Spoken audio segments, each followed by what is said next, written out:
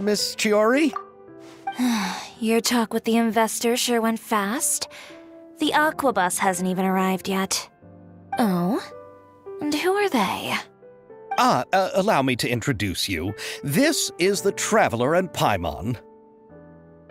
Pleased to meet you. Likewise! We've heard the owner of Chioriya Boutique is a skilled seamstress, so it's a real pleasure to finally meet you in person. Thank you. I just wanted to make sure she wouldn't always look like a cat that had been unceremoniously dropped in a bucket of paint. So tell me, what happened? I can tell the conversation didn't go quite as expected. Well, it's like this.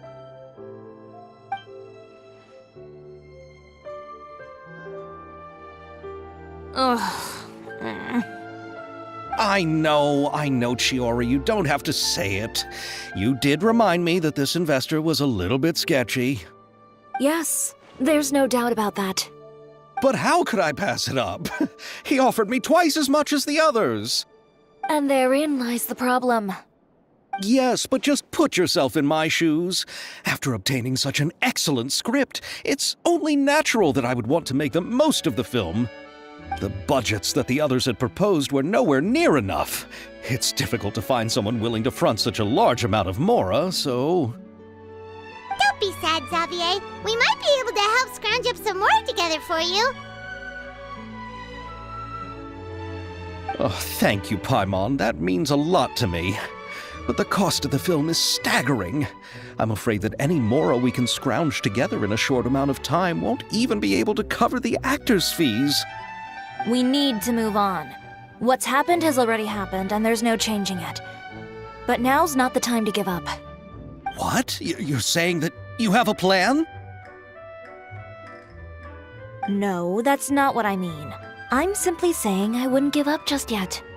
The actors I recommended aren't just after mora after all.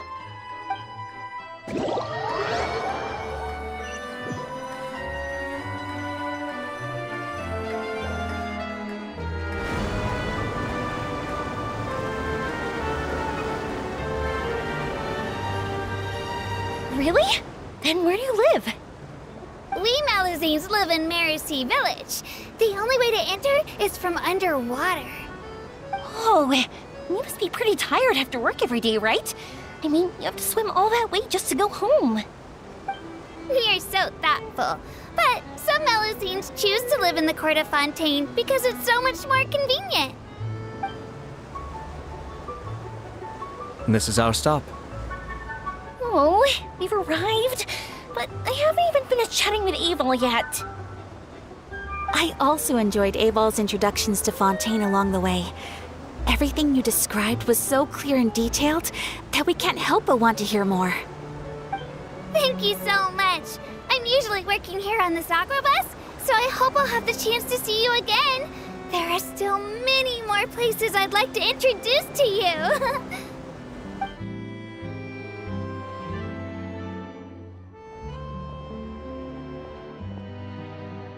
Welcome to the Court of Fontaine. Chiori, you sure have changed a lot. This is the first time we've seen you since you left Inazuma. I haven't realized it's been so long. I was in such a rush when I left that I didn't even get to say goodbye. Thank you for extending the invitation, Mr. Xavier.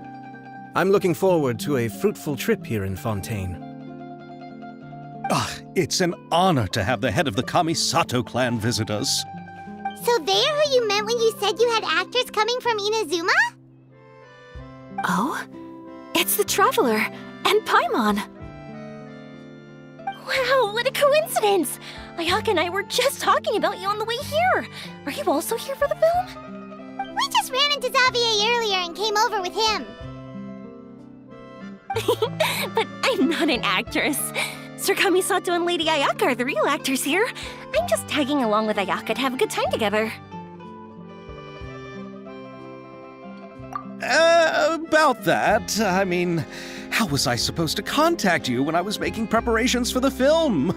I figured you were probably busy, and I didn't want to disturb you. So I could only keep you in the back of my mind while I sought other actors to play the lead roles in the film. I had been thinking about a surprise reunion with you during our trip here, but you still managed to surprise me first. Oh, so you all know each other already! My, what a coincidence! What are the chances everyone could be brought together here like this? Why don't we go to Hotel de Boer and catch up over a meal? I've already made a reservation. Huh? Did you reserve 2 spots for us too? Yes, of course, of course. I'll be sure to tell the boss to serve a few more delicious dishes just to make sure there'll be enough food. Very well. Then please, kindly lead the way, Mr. Xavier.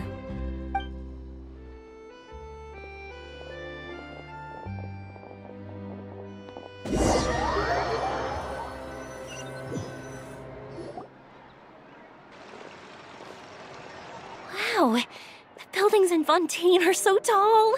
Just look at how big they are. And there's the fountain that Aval mentioned earlier. It really is a magnificent sight. And look at that huge spinning sphere! Where does it get its power? Wait a sec! Could it be one of those clockwork mecha we've heard so much about?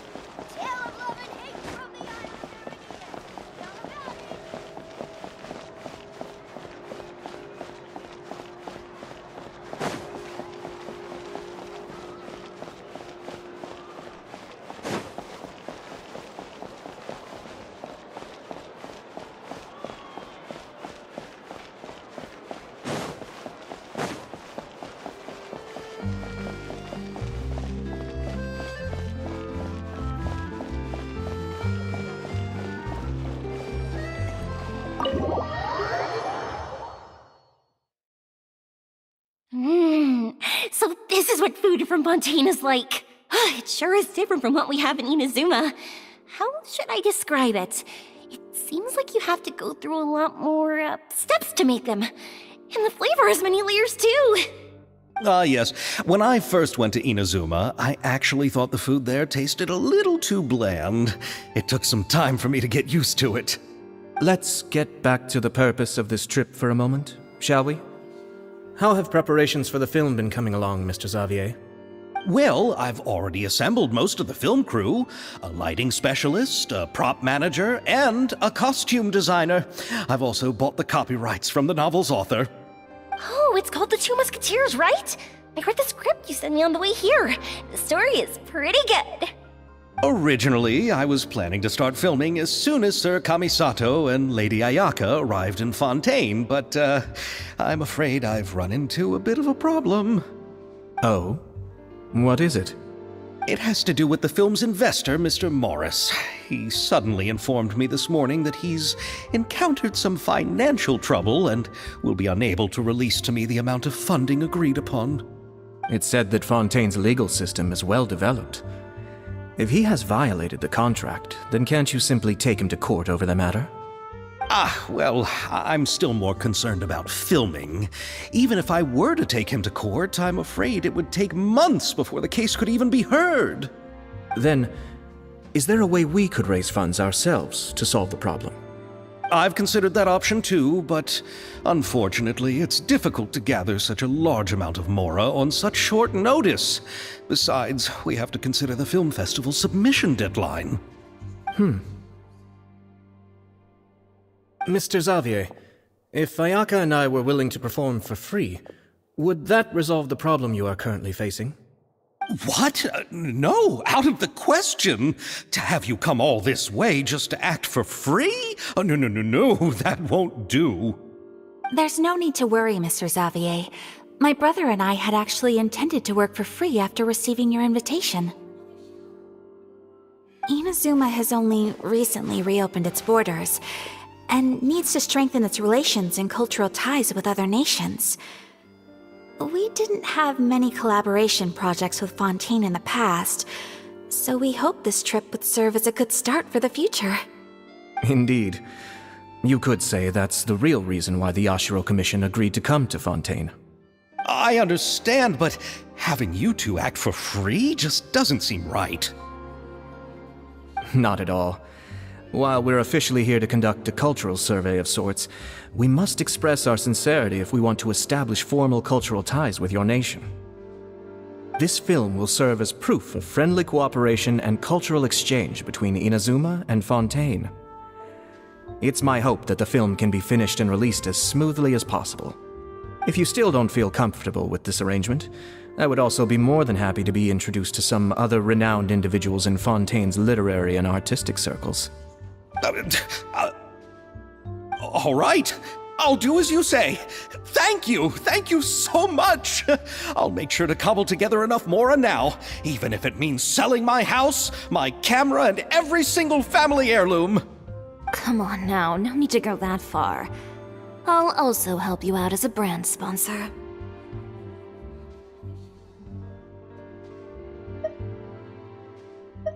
Me too! Even though I didn't bring much more to spend on this trip, it's still better than nothing. You are too kind, all of you. I really don't know how to...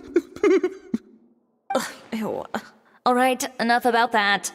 Now that we have Xavier's savings, my support, and 2 leads who are willing to act for free, I think we will be able to make this happen. So, instead of Mora, you'll help with filming and production. Oh, but how can we help with that? We don't know much about making a film. Alright, pull yourself together, Xavier. Tell us if there are still any open positions left among the crew. All right. Let me think.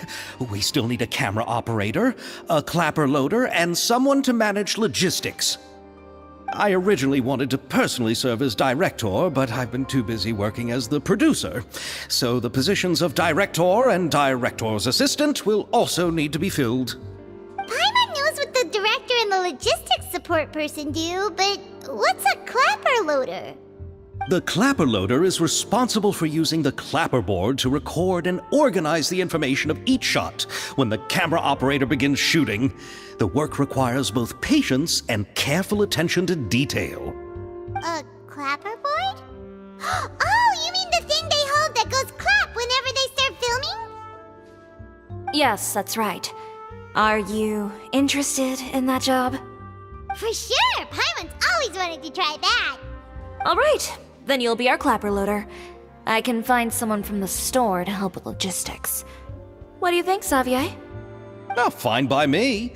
As for our camera operator, I was thinking of letting the Traveler take the role. Oh, she's great when it comes to using a camera. Paimon can't even count how many things we've taken photos of during our journey. Yes, that's also what I was thinking. I noticed the Traveler had an eye for photography and composition when we worked together previously. I'm sure that's due to the Traveler's journey across Tevat and all the places they've seen.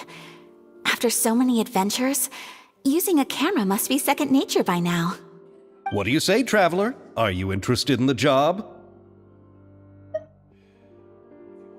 Thank you. It really means a lot to me. Come on, friend. Let me give you a big warm hug. So all that's left for us to find is a director and an assistant. Oh, me! I want to be the director's assistant. All we need to do is help the director, right? I can handle that. All right, then all we need is a director. Oh, all the well-known directors in Fontaine are probably also busy working on their own films these days. I'm not sure who will have time to help. Oh, Farina helped out a theater troupe recently by serving as an artistic consultant. She could be a good director, right? Besides, it's not like she has anything else to do right now. Farina? Do you really think Lady Farina would be willing to help us with our humble project? Isn't that the name of Fontaine's Hydro Archon? My brother has already informed me about what happened here in Fontaine. Yep, that's her. She helped out a theater troupe not too long ago, and now she's taking up work as a director. Well, I saw that musical. Her performance was perfect, and the storyboards were also excellent. Don't let her former identity intimidate you. She's the best candidate we can think of right now. You'll never know until you give her a shot. Fine, you're right, Shiori. I'll do anything for the sake of my film, anything! Then I'll have to ask the Traveler and Paimon to show me the way to Lady Farina's residence. I just hope she'll agree to help. Do you need us to also come along? No, there's no need to trouble you with this. Besides, you've just arrived in Fontaine, and I'm sure there are many places you would like to visit. Just leave this task to me. It's part of my duties as the producer. Very well. Then we'll be waiting to hear the good news. I'll go with you. By the way, you might want to consider bringing a gift. And don't worry, we won't simply drop you off at Farina's place. We know Farina pretty well by now, so having some familiar faces there should help your chances. Besides, the whole thing was our idea in the first place. All right, then I'll start making preparations. As for the gift... A gift for someone who was once seen as the Hydra Oricon. I wonder what she would like. I recall that Lady Farina once fancied a clockwork ring, so perhaps I should get another exquisite clockwork contraption for her. Huh? Can't we just bring some desserts, like the Fontanellia mousse? But wouldn't that be a little too cheap? She does like desserts, though. Isn't the Fontanellia Festival happening right now? I heard Abel tell us on the Aquabus that Farina introduced the tradition of going door to door and asking for sweets. To do something like that, she must have a real sweet tooth. I agree with Yoimiya. If the gift is too fancy, it might actually make her feel more uncomfortable. Alright then, let's go buy some Fontanellia mousse.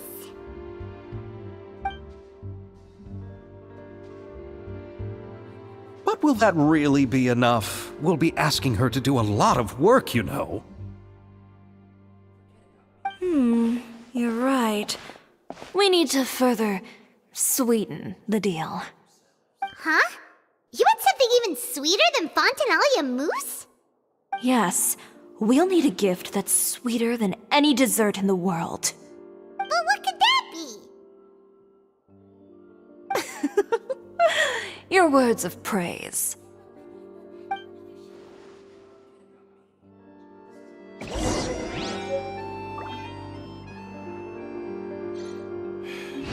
If you want tea or water, just help yourselves. You go ahead. No need to worry about us. Oh, I hope Farina will like the gifts we prepared. Oh, and if you still think we should get something else for her, just let me know. I should be able to make some fireworks.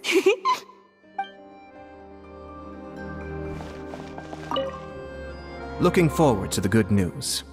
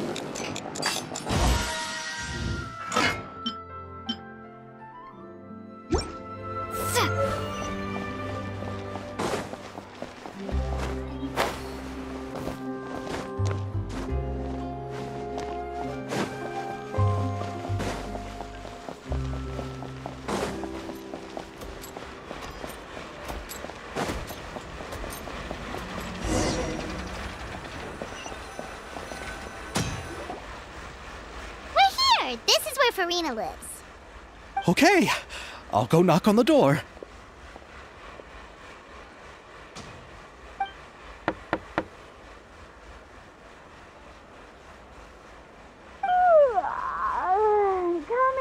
Coming. Ugh, seriously, who's knocking before afternoon tea?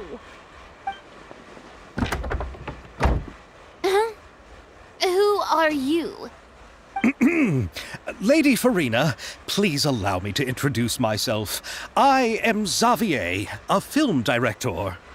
Hello. Oh, is that the traveler in Paimon I see behind you? And who's this? I'm Chiori. Ah, the one from Chioria Boutique. Hello. So, what are you all doing here? Do you need something? Did you just get up, Farina? It's already past noon, you know. Huh?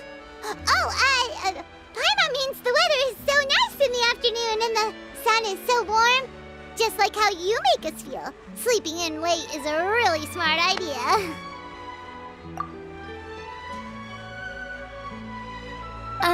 No. I was just up late last night reading some novels. What does sleeping in have to do with the weather? This is a small gift we've prepared for you, Lady Farina. We hope you like it. No need to be so formal. I'm just a regular person like everyone else now. Oh, is this Fontinalia mousse? It's one of my favorites! That's great! So, actually, there's something we need your help with. Given your renowned passion and understanding of drama, I would like to ask that you serve as the director of our film crew. Oh, but didn't you just say that you're a director? Yes, but for this particular project, I'm mainly working as a producer. Besides, I'm sure that your understanding of the performing arts far surpasses my own, Lady Farina. Are the Traveler and Paimon also part of the film crew? Yep, we sure are. Paimon's the clapper loader and she's the camera operator. Camera operator? That can be a pretty technical job, and it directly affects the final quality of the film. Are you really up to it? No, I'm not questioning your abilities. It's just that I've never really seen you use a camera before. Maybe you can come up with a test for the Traveler and see for yourself.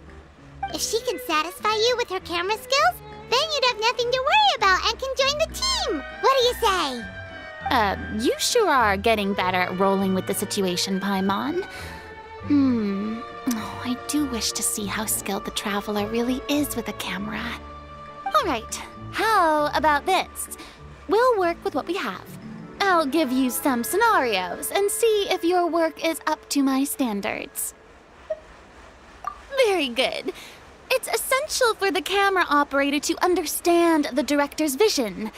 I'll make my decision after seeing your work. Are you ready? I have high standards, you know. Okay, grab the camera and I'll give you a scenario.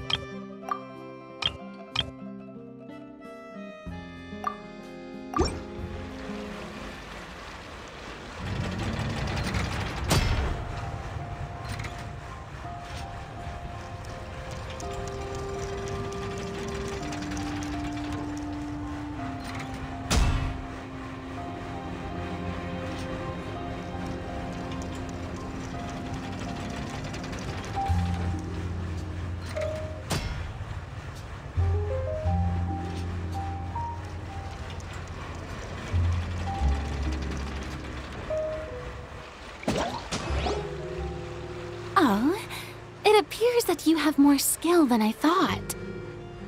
All the shots had a great composition, and I could really feel a connection to the characters and their lines. Yeah! Does that mean you agree to be our director, Farina? Did you think I would agree just like that? After our performance of The Little Oceanid, I've begun to make a name for myself again, you know. In fact, I've already had several troupes approach me for the Fontanalia Film Festival. Unfortunately, the scripts were all pretty boring and didn't pique my interest. If others were to find out I agreed to work with you so easily, then, well... Hey, but didn't we have a deal? What else do we need to do to convince you, Farina? Well, what about the pay? Huh? You know, how much you're willing to pay me to be the director?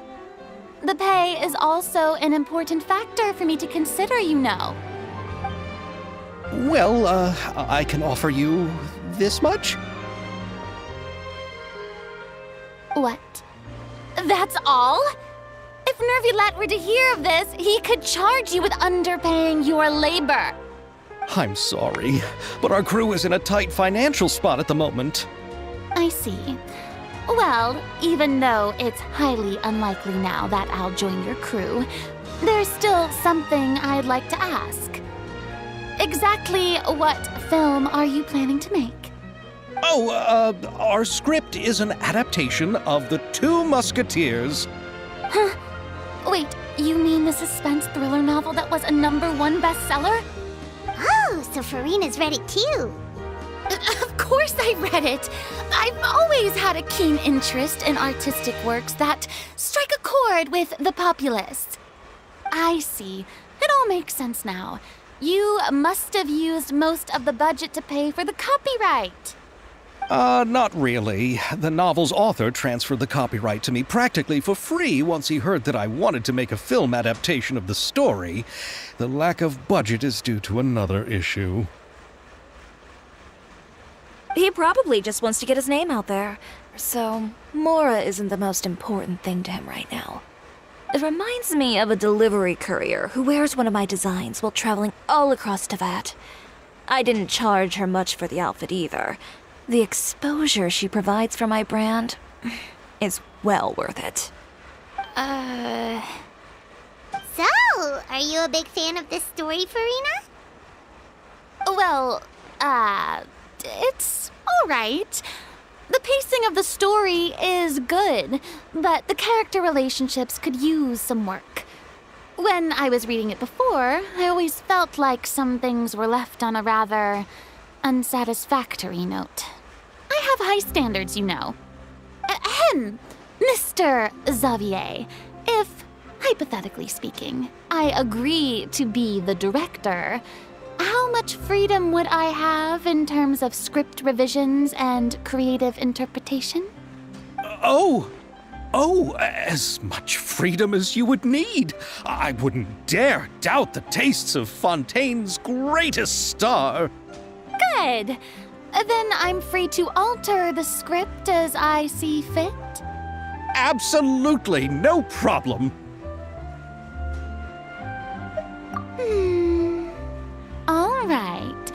It seems that your crew really can't go on without my care and direction. So, you agree? Yes, I agree.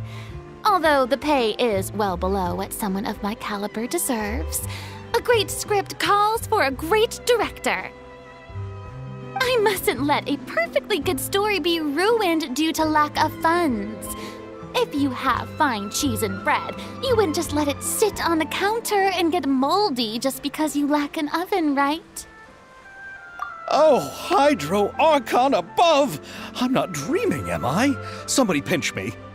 There's no more Hydro Archon, you know.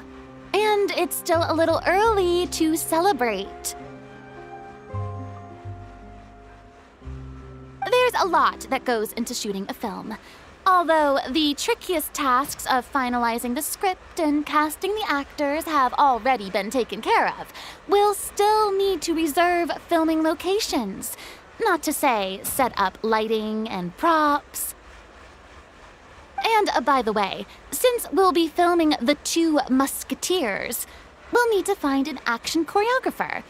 Ideally, a professional who has actual experience with muskets. Yes, I've thought about this as well. I was hoping that you might know someone who could handle the job. Me? If this was before, I could have simply asked Glorand. But it's already been some time since I last talked to her. Navia can also use firearms, but unfortunately, her style is quite different from that of the characters in the story. Could we ask the Special Security and Surveillance Patrol? Oh, you mean the Special Patrol's musketeers? Yes, that's right. They work with muskets every day. I can't think of anyone more qualified than them. They would be under Nervilette's jurisdiction. Unfortunately, I, don't have any connection with them at all. So, in the end, we still have to start by talking to Nervilette. No need to go to all that trouble. I know their Captain Chevres. Oh, you do? Wait, Chiori, how do you know the captain of the Special Patrol's Musketeers? No particular reason. Running a business means dealing with some trouble from time to time, and she's helped me out on a few occasions. In return, I've helped her handle a few situations in which the Special Patrol couldn't get involved directly. So, we've gotten to know each other over time. So you're saying there's been times when the Special Patrol needed a fashion designer to handle a situation? Your work is becoming more and more mysterious. It'd be best to keep it that way. Anyway, enough about that. What do you all think about asking the captain to be our musket action choreographer? She sounds professional enough. She is a captain after all. I have no objections. But I imagine the Special Security and Surveillance Patrol must be busy with their duties. Do you think she'd really have time to help with shooting a film? And then there's the issue of pay. Well, it just so happens that she's also not the kind of person that's just after Mora. As for whether she has time, I'll have to go and ask her first. Then I'll leave that to you. Macaroni's on sale today, so I've got to go. You can just tell me how things went when we discuss tomorrow's plan later. No problem. Having Farina join feels like a big boost to our team. Of course. Just wait until the day of our premiere. You'll witness the true power of my name in these lands. You'll be so glad I agreed to help. I can guarantee that even the standing tickets will be sold out. I'll be sure to ask some people I know to see if they'd be willing to act as extras. Seems like you're finally getting more comfortable with your own reputation now. I didn't ask for the Clapper Loader's commentary, Paimon. Then let's get going. I happen to know where Chevres is today. By the way, I'm curious.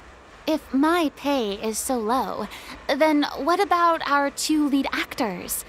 Didn't they travel here all the way from Inazuma? Actually, they told us that they see the trip as part of a cultural exchange, so they didn't ask for any pay. What? So is every person in Tevat who doesn't want money gathered here to shoot this film? Don't tell me Chiori isn't being paid either. I already knew Xavier from before, and he's also agreed to give my brand some good exposure. It seems the gods have really smiled upon you, Xavier. And that certainly doesn't include me, mind you.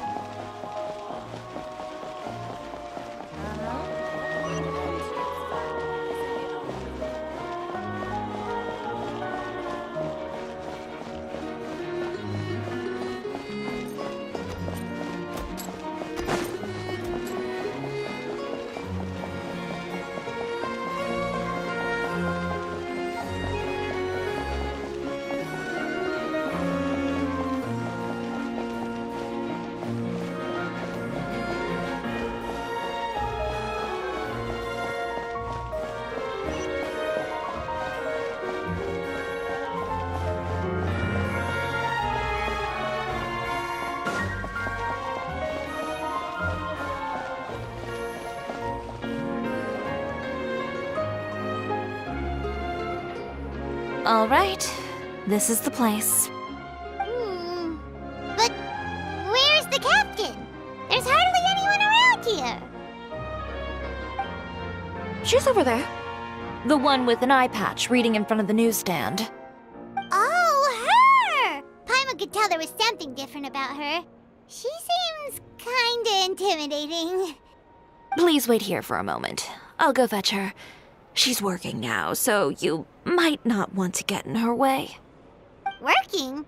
But isn't she just standing there and reading a novel?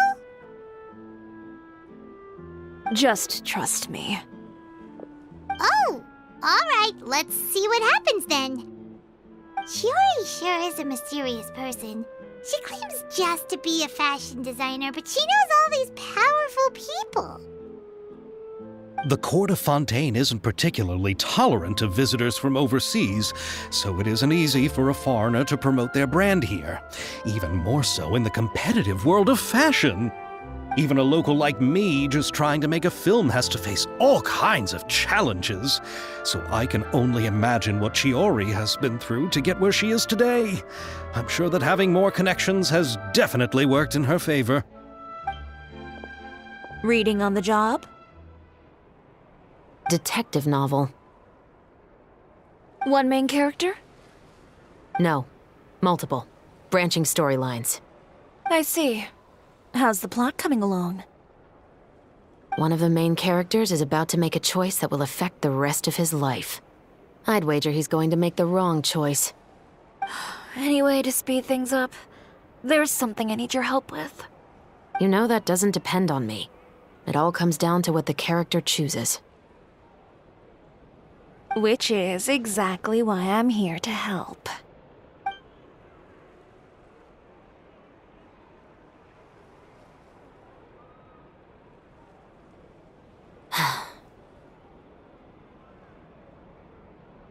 All right. It appears he made the wrong choice in the end. Halt! Huh? What's going on? Hand over whatever you're holding. Oh, it's just a book. I didn't buy anything else. Then I'm sure you wouldn't mind letting me have a look. Excuse me, officer. I don't mind you standing around here, not purchasing anything, but I'd prefer if you didn't disturb my customers. It's bad for business, you know. Don't give me that act. You won't be able to get off so easily either. I am Shavras, captain of Fontaine's Special Security and Surveillance Patrol. I will say this one last time. Hand over whatever you're holding at once. And before you do anything unwise, let me remind you that I'll have you on the ground before you can even think about making a run for it. All right. I'll give it to you. But please let me say something first. If there's any contraband in that book, then the shopkeeper here is the one who slipped it in. I don't have anything to do with this. Why, you trying to leave me on the hook, huh? You were the one who said you wanted it. Save it for the interrogation room. Take them away, Letelier.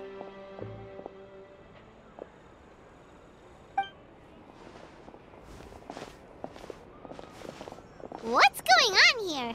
1 second you're reading a book and the next you're escorting people away. And who are... Oh!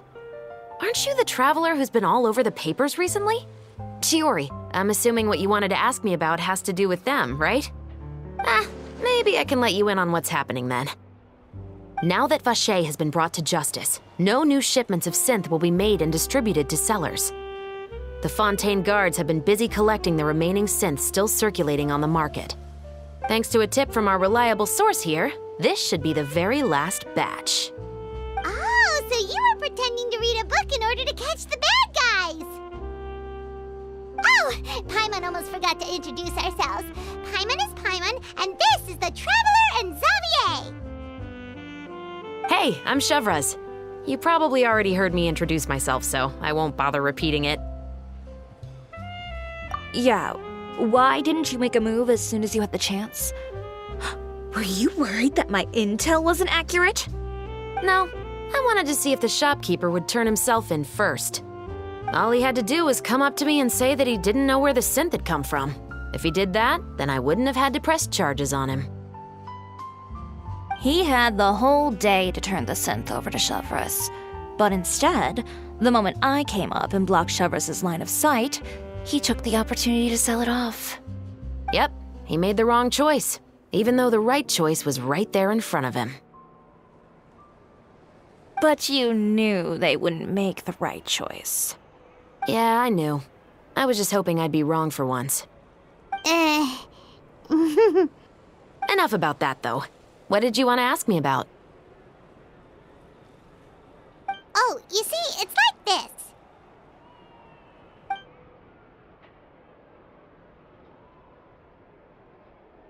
The Two Musketeers. You certainly have a good eye for a story. So what do you need me to do?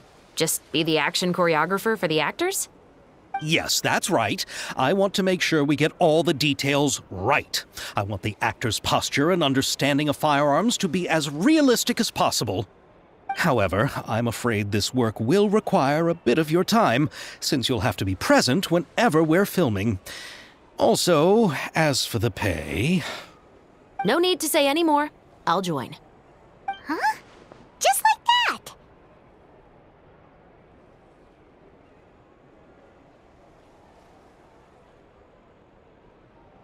Really? You're willing to help us with our humble film project? Sure, it's no big deal. As I said, we've wrapped up our investigation here, so I don't have any other tasks on my plate for the moment. Besides, I personally really like this novel. I even have the collector's edition at home. Stories where justice prevails over evil never get old for me. Then we've got a deal? Yes, I'll see you on set tomorrow. Oh my! I can hardly believe it! I should tell Lady Farina immediately. Oh, and I must tell the prop manager and lighting technician to get everything ready. We start filming tomorrow! Calm down, Xavier. The film is going to take more than just a day to finish. Still, I should also head back now and start preparing the actors' costumes and makeup. Alright, guess that's it for today then. Traveler, Paimon, please stay for a moment. I have something to tell you. Then I'll take Xavier back. Poor thing. He's so excited that he can't even walk straight anymore. I don't want to spend our first day fishing our producer out of the fountain. Yep, see you tomorrow.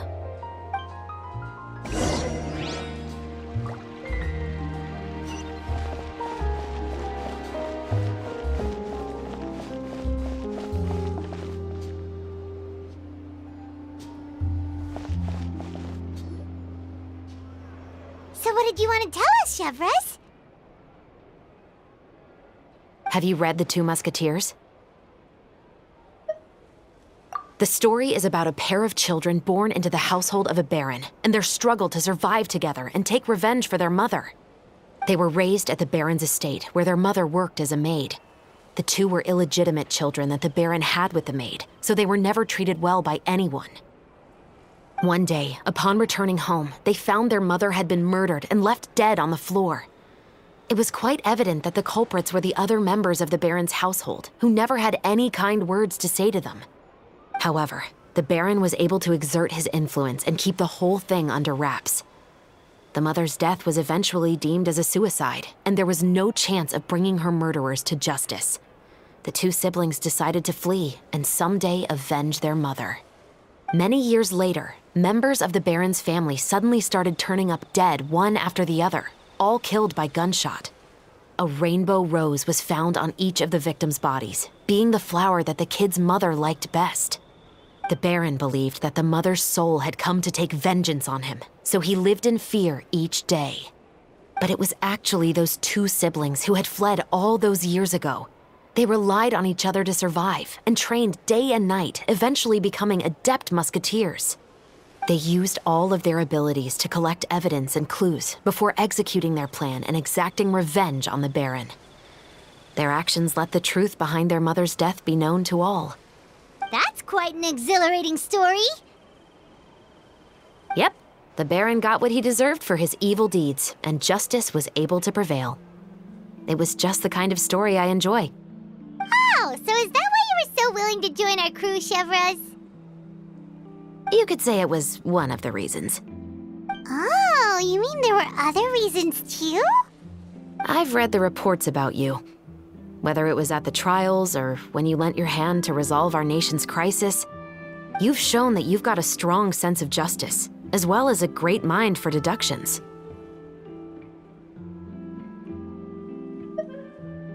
Yes, you're as sharp as I expected.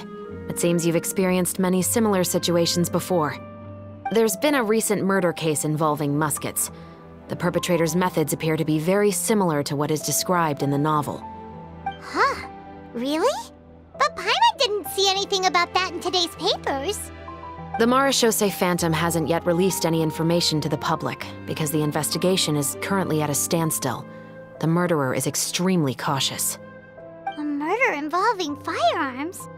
But not that many people use those in Fontaine, right? Impossible. We perform a routine inspection of our firearms and ammo reserves every day. If one of the weapons had been fired, it would stick out like a sore thumb.